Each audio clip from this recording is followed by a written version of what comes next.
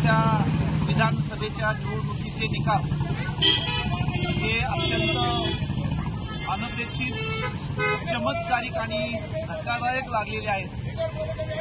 खरं म्हणजे कोणतंही वातावरण महायुतीच्या बाजूने नसताना तब्बल विरोधी पक्ष ठेवायचा नाही या हेतूनं हे जे निवडणुका पार पडल्या त्या निवडणुका महायुतीनं फक्त आपल्या सत्तेचा गैरवापर करून ईव्हीएम या यंत्राच्या द्वारे ह्या निवडणुका त्यांनी जिंकलेल्या आहेत। एकंदरीत निकालानंतरचं जे वातावरण आहे महाराष्ट्रातलं, सर्वसामान्य मतदार ज्याने मतदान केलं त्याचाही विश्वास आपल्या मतदानावरती बसत नाही।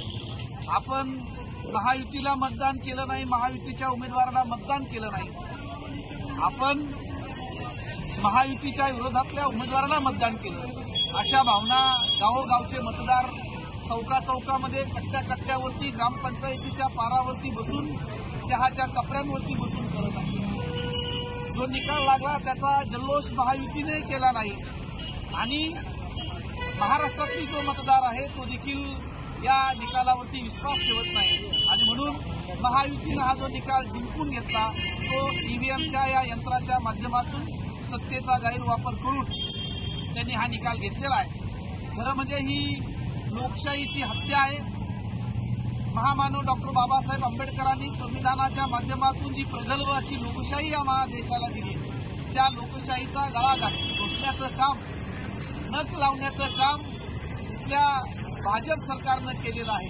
म्हणून केंद्रातली सत्ता हाताशी घेऊन वेगवेगळी राज्य आपल्या ताब्यामध्ये घेण्याचं काम, राक्षसी सत्ता ताब्यामध्ये घेण्याचं काम हे भाजप करत आहे। लाडकी बहीण योजना असेल किंवा निवडणुकीच्या तोंडावरती बटेंगे तो कटेंगे असेल, एक है तो सेफ आहे, अशा पद्धतीनं घोषणा देऊन हुलकावणी द्यायचं आणि दुसरीकडे मात्र ईव्हीएमच्या माध्यमातून आपले उमेदवार निवडून आणायचे। आणि म्हणून बाबासाहेबांना जे अभिप्रेत होतं लोकशाहीच्या माध्यमातून, ती लोकशाही आता राहिलेली नाही। संविधानामध्ये मतदानाचा अधिकार दिला, आपलं मत आपण देतो, परंतु कोणत्या पक्षाला ते मत जातंय, कोणत्या उमेदवाराला ते मत जातं हे कळत नाही। आणि म्हणून वंचित बहुजन आघाडीचे सर्वेसर्वा, वंचित बहुजन आघाडीचे राष्ट्रीय अध्यक्ष अॅडव्होकेट प्रकाश तथा बाळासाहेब आंबेडकर यांच्या नेतृत्वाखाली महाराष्ट्र राज्याच्या कार्यकारिणीने निर्णय केला आणि गेल्या 3 तारखेपासून महाराष्ट्रामध्ये ईव्हीएम हटाव देश बचाव साठीची जी मोहीम सर्वसामान्य गावामध्ये जाऊन, लोकांच्या मध्ये जाऊन, मतदारांच्या पुढे स्वाक्षरी अभियान राबवण्याचं काम महाराष्ट्रभर वंचित बहुजन आघाडी करत आहे।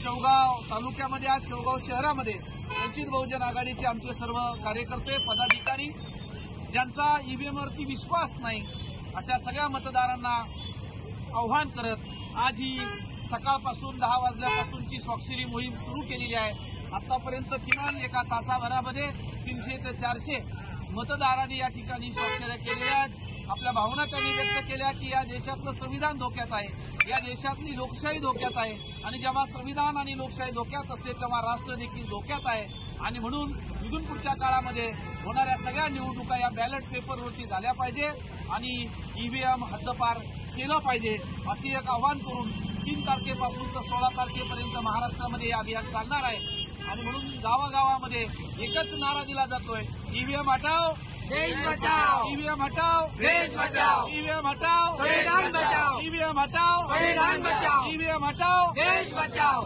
धन्यवाद।